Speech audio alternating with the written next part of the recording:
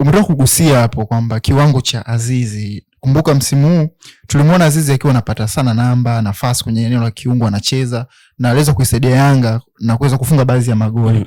Sasa nataka uniambie kwa utaalamu downfall imetokea wapi kwa Azizi Ndabwile?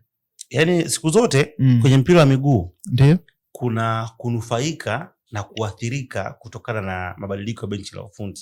Ndio. Wakati mwingine hata viongozi kwa maana zile sera za klabu na vitu vingine. Yeah. Azizi alinufaika na ujio wa Mwalimu Folz.